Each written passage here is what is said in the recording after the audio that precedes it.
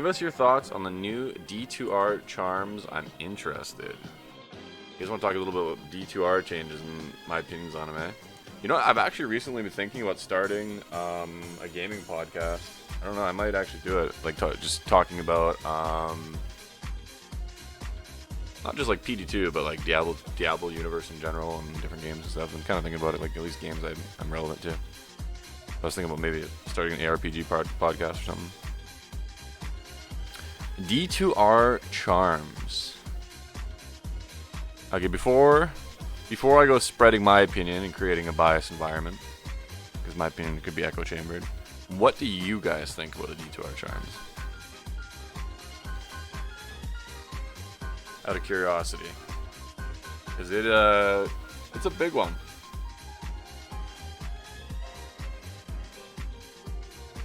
They're great. It's a horrible addition. I like them. They ruin the game. Please no, they're no good for PD2.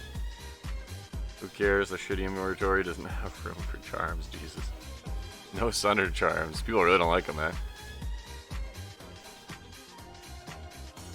I know you base everything you add on D2 lore. I gotta know why you made Mendeln and Rathma enemies. Well, technically Rathma and Mendeln are like, they're not really good guys or bad guys from what I understand, right? They're like neutral. So they could be against or for Nephilim depending on what their neutral stance is. There we go. Lazy changes, but I've always been an advocate for removing immunities, at least from the base game. 95 res should be the max.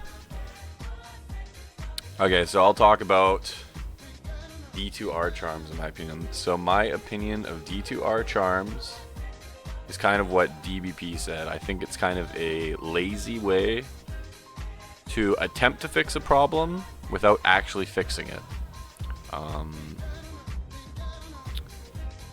It does allow builds to farm anything. It's kind of awkward for hardcore because it's minus a heavy amount of res that can be offset. It just means people are going to itemize it a bit differently. I think it creates a mass amount of power creep. It's a mass amount of power creep. Because the thing is, it applies before other res reductions. You got to remember that, right? So the monster gets set to 95. And then the monster gets reductions from infinity and facets and whatnot. Something that a lot of people aren't familiar with is that depending on how it's coded, it is actually up to a 5 times buff on facet pierce. So for anyone that's familiar with the way that immunities are broken, say you take an immunity and you break it with conviction, right? Your conviction is applied at 1/5 on LOD, right? 1/2 on PD2. So it applies at 1/5, it breaks the immunity, and then the immunity is below 100 res. Now your facets kick in. However, on a broken immunity, you are still receiving the 1/5 penalty on your facets because it was broken. So facets are still functioning at a 1/5 penalty, even though you broke it. Now, with the charm, depending on how it's coded, if sundering it does not continue that 1/5 penalty and is done via hard coding and set to a 95 and therefore bypasses the 1/5 check, then facets are suddenly 5 times stronger pierce on any mob that's been sundered, as opposed to something that has been reduced by conviction or lower res. Therefore making a sundered mob take way more damage than a conviction or lower res mob. That being said, I don't know if sundering works the same as lower resist or conviction. It depends on how it's coded, because it's definitely a hard-coded new functionality. Now they state specifically here that a Sunder is applied before other resistance reducing modifiers and only affects non-players. This is very important, so if you have a Fire Immune monster, Sunder will break it down to 95, and then you will apply your negative resistance after from like Conviction on Infinity or lower resistance from Plague, etc. They don't specifically state here, but I'm assuming that it's just going to apply at full effect. I don't think it's going to apply at that 1/5 efficiency. It might, I don't know. I guess some more testing will sort of clarify that. So I'll be kind of curious. The fact that it applies before reductions in general, though, it's kind of insane. I feel like they have to make sure that things are still applying at the 1/5. Otherwise, you're gonna have like conviction applying at full force. You're gonna have facets applying at full force. You know, yada yada yada. So it'll be interesting. We'll see. It's a massive amount of power creep. So the reason why I say I think it's a lazy fix and not a good fix is because I don't think they should just add a charm that goes in your inventory and just removes immunities. That doesn't add anything to the game, right? Something we did in PD2 is we tried to add more like either hybrid damage or secondary utility skills and toolkits or itemization or things like that, right? And I mean, we could probably even push it further than we have currently, right? But I think if you want to do it in a non-lazy way, you need to do things like that, right? You need to hybridize damage, add utility skills that allow people to deal with immunities, add mercenary kits that allow them, things like that, right? And if you do want to just get rid of immunities as a whole, right? Like, let's say the idea is that we just don't like immunities. We want immunities gone. We hate immunities, fuck immunities. We want to remove them, right? Then just set all the mobs res to 95 cap and then rebalance the whole game, which is a lot of work. It's a lot of work, right? So, yeah. So I think it's like a band-aid fix, you know what I mean? It's something that you can slap in the game quickly. It's out there. It's in the game. It takes 2 seconds. Low development time. Yada yada yada. Somebody, do you have any ideas for Season 6? I got lots of ideas. But to be honest with you guys, I don't know how crazy we're going to go with Season 6. I feel like the team kind of needs like a little bit of relaxation time. So I'm not sure how wide our scope's going to be going to Season 6. That being said, we said that with Season 5, and Season 5 ended up insane. But full transparency, I want to, in the next year, at least start development of my own indie game. So I don't know if it'll happen, but I'd like to at least start dabbling in the next year, you know? And then, yeah, we also want to work in Season 6 in tandem. I'm guessing Senpai doesn't have any ideas for Season 6. Probably never thought at any point. Fuck off. Yeah, so that's what I want to do. Is the beginning of the end for what?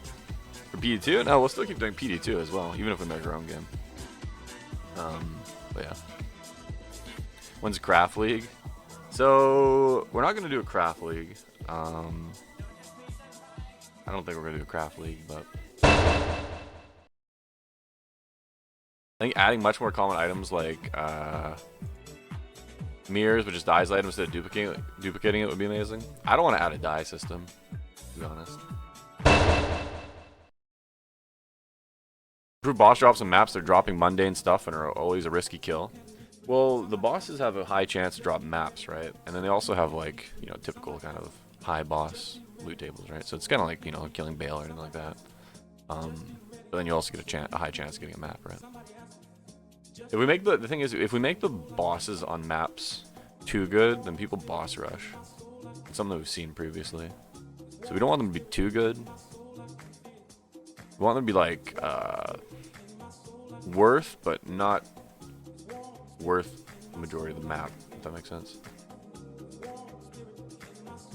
Yeah, that makes sense. I think the drop rate scale, the mobs cleared. I don't think we can really do that very well. One of the issues is that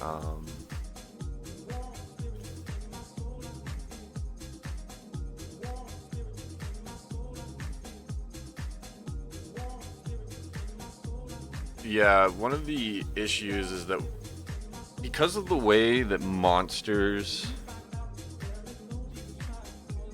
generate and the way that it's like done in like a screen by screen thing, it's not like you don't enter a zone.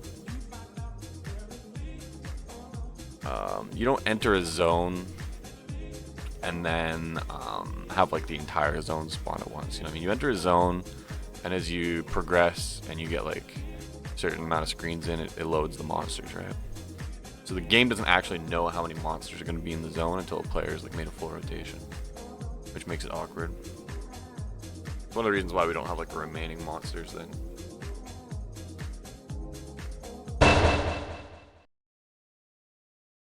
I wish there's a better way to balance the AoE arms race it's having. Basically, there's some really good builds that just can't cut it in a lot of content because the AoE is bad or broken.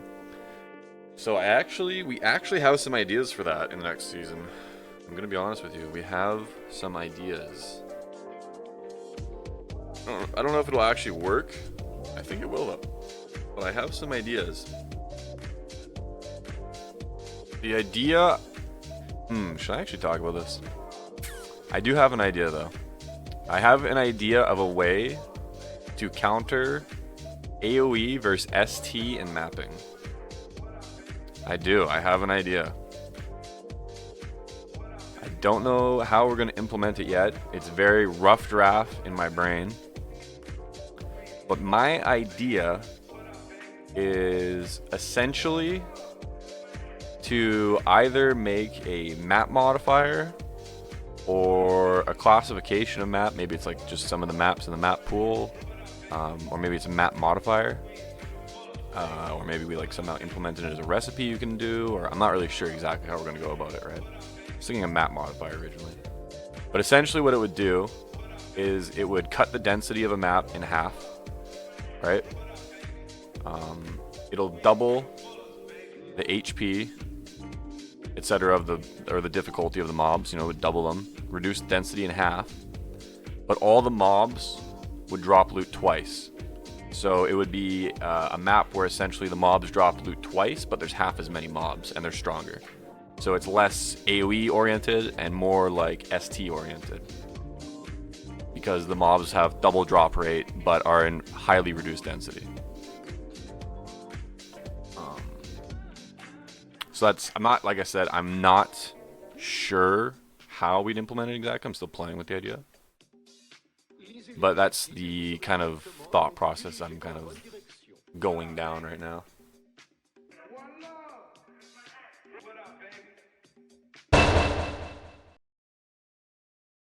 Biggest two things that I want to change to balance ST and AoE, and then a few more changes to Kick Assassins. Let's actually talk about Kick Assassins. Because Kick Assassin's actually have really good damage right now. I'm not entirely sure what the best play is to improve KickSins right now. I've actually been thinking about that myself. I feel like in a way you could like rework the skill to a degree, but I'm not really sure, because they actually have pretty large AoE. Like I was debating, do I remove the knockback maybe on? I'm not really sure.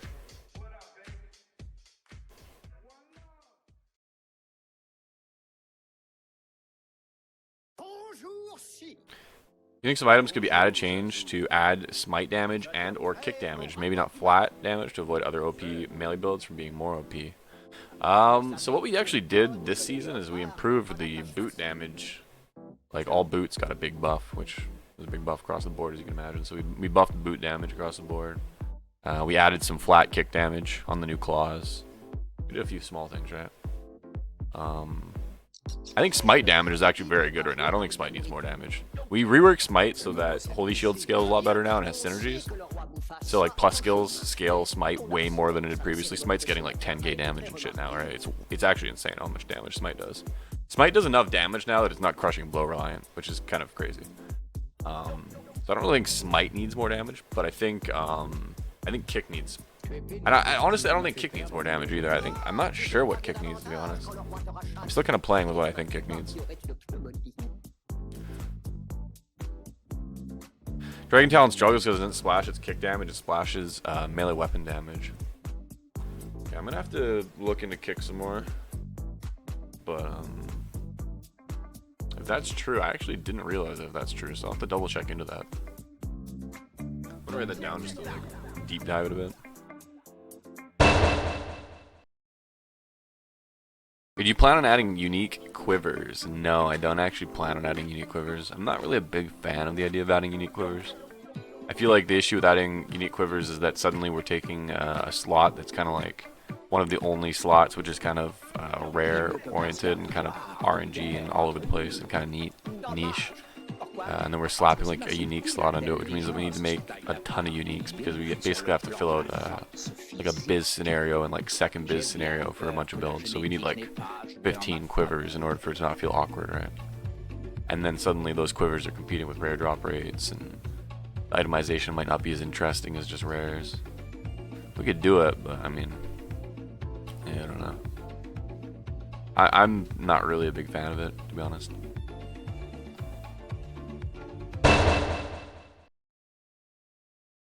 You know, it's really funny. Probably a lot of people don't know this, but PD2, Project Diablo 2, the name, actually comes from the fact that my two favorite mods are Project M, which is a Smash Bros mod, and Project 1999, which is an EverQuest mod. I guess technically it's not. I guess it's not technically an EverQuest mod. It's an old private server, but yeah, two of my favorite private server / mods are Project M and P99. So I ended up going with Project Diablo 2. Phlegathon actually has kind of an interesting story. So Phlegathon, the original version of it, I don't know if you guys remember how big Phlegathon was. When Phlegathon first got implemented, it was probably about 4 times bigger than it is currently. I'm going to say about 4 times. About 4 times bigger. It was actually originally created by a guy named Carveruska. I'm sure a lot of you guys have seen him playing PoE and stuff. He's a good dude. He's actually the guy that originally taught me how to make maps. Yeah, it was like a test map he made that he never ended up using. And then so he was like, yeah, I have this map, I didn't finish it though, you can have it if you want. It's kind of like whatever, I'm not like the biggest fan of it. And I'm like, whatever, I need maps at the time, right? So we took it. And then I ended up taking it apart and then making an entirely new map out of it, right? I did that like 2 or 3 times. So yeah, it ended up becoming a completely new map.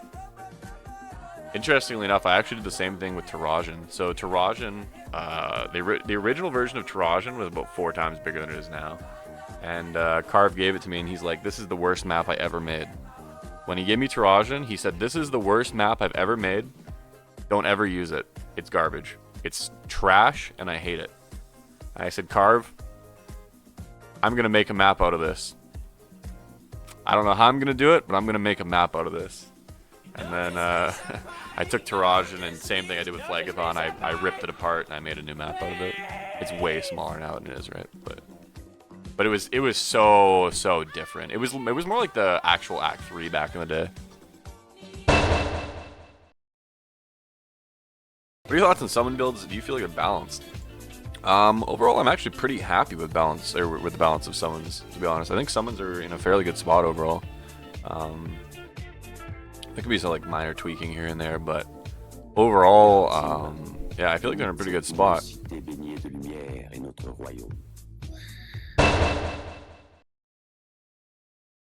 are your thoughts on GG boss items and mirrors and their effect on the economy? I don't think they actually affect the economy as much as most people do, or most people think, to be quite honest with you. Like, I don't think people, like, Hadriel's hands and shit are, like, ruining the economy or damaging the economy. I don't think mirrors really affecting them that much. I think they're their own, like, sub-economy within the economy. If that makes sense. You know, like the 1%er economy. It's the same with, like, any game. The majority of people won't trade in that, like, small circle. The few people who do will. It's kind of, in a sense, separated to a degree.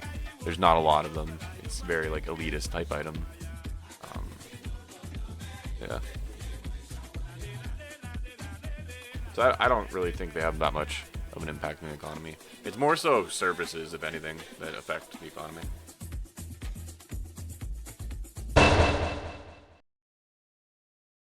Any thoughts to making Rathma and DClone slightly easier to make it more accessible to the rest of the community? Seems like only small groups farm it, and it's difficult. It is difficulty, speaking from experience, maybe slightly lower drop rates with a slightly easier fight. I will say we have been thinking about some ideas to allow more casual players to do the fights.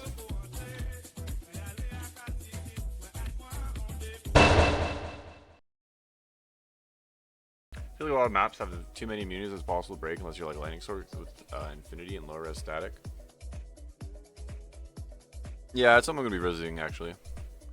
I'm gonna be doing actually in the next season. I'm gonna be doing like a large map overhaul. I'm gonna go over mob types, density, mob configuration, all kinds of things. I also think I'm going to shuffle the map tiers around just to mix things up. We've had the similar map tiers for a while now, so.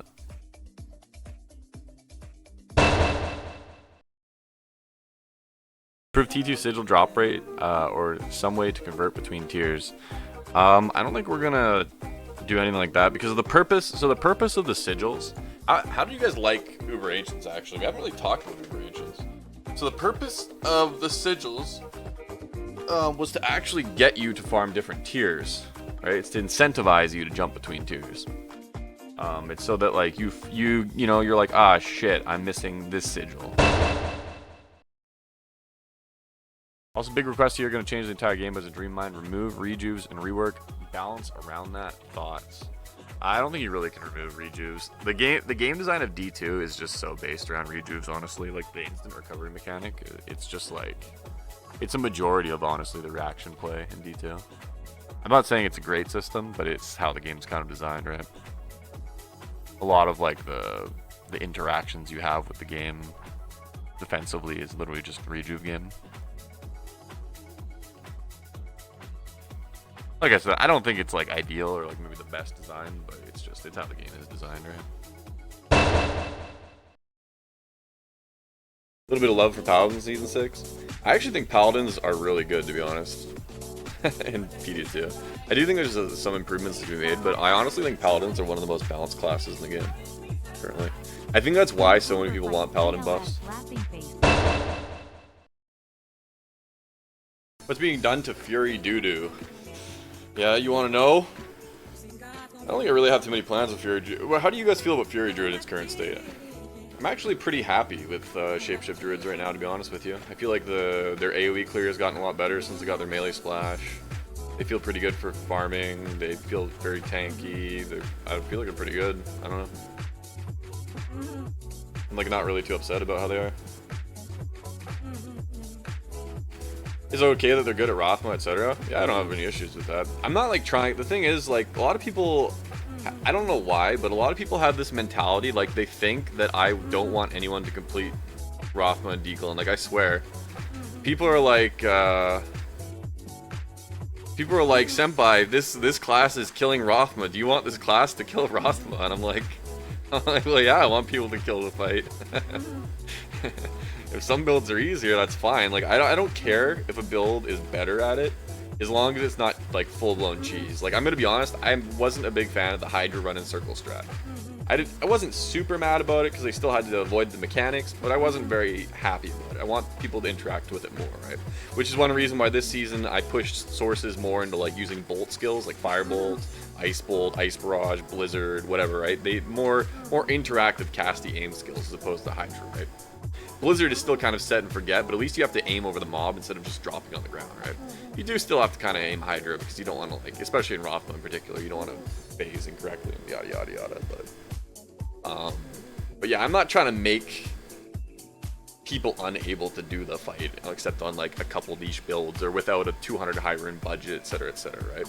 And we're actually debating doing a few things that'll make it more accessible to other people, but we'll see. Can you say anything on the trade site? It's just a work in progress, basically. One of the developers that was kind of leading the project, he's too busy now, so it's kind of... Luckily, we brought on another guy right before that happened. But... Are there any plans for new items? Yeah, I've been trying to debate, like, what classes I want to, like, or like what, how am I trying to explain this exactly? I'm trying to decide what itemization gaps I'm trying to fill with the next items, you know what I mean? Like,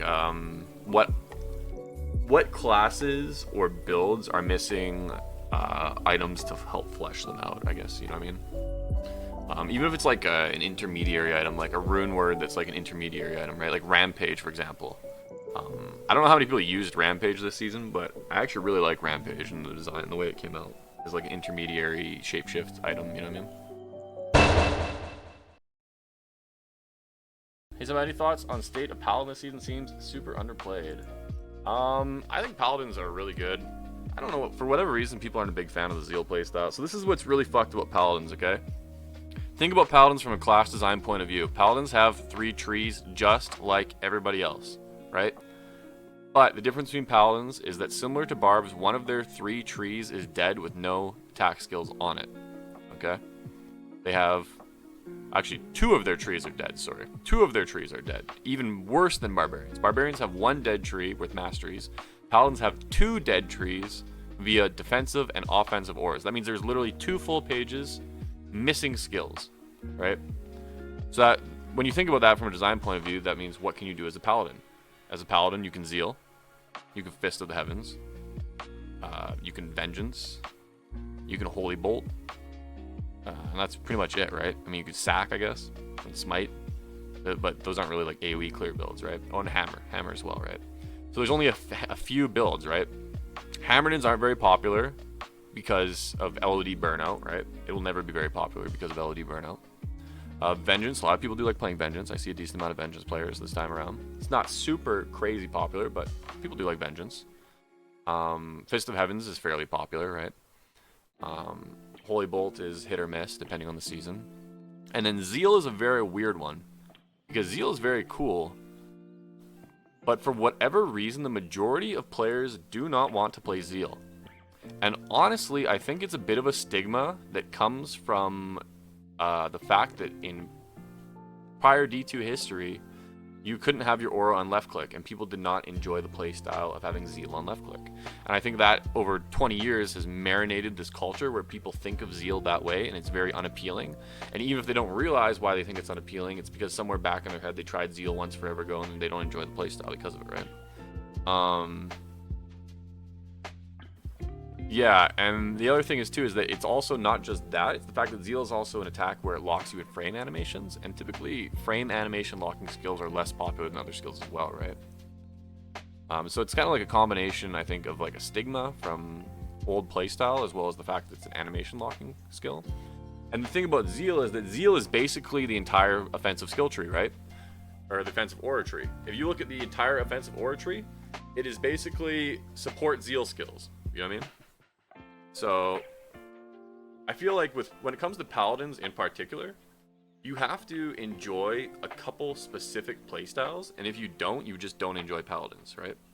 And that limits the amount of players that play them, right? The only reason we saw such high play, or like such a large representation of Paladins previously is because Hammerdins were so much better than everything else, right?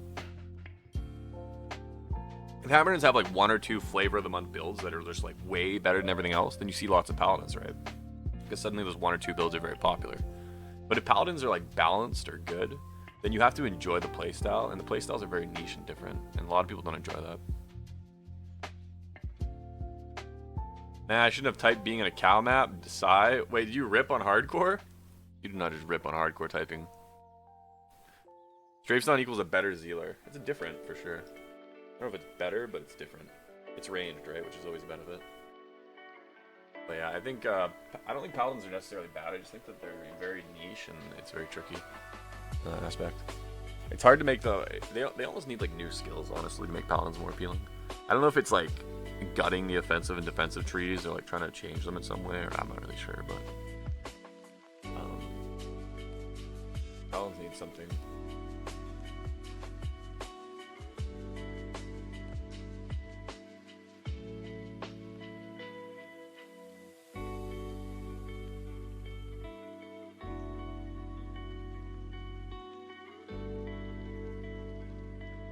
Paladins already have the most skills of any class. Yeah, but that's because we jammed a bunch of shit into the combat page, you know what I mean?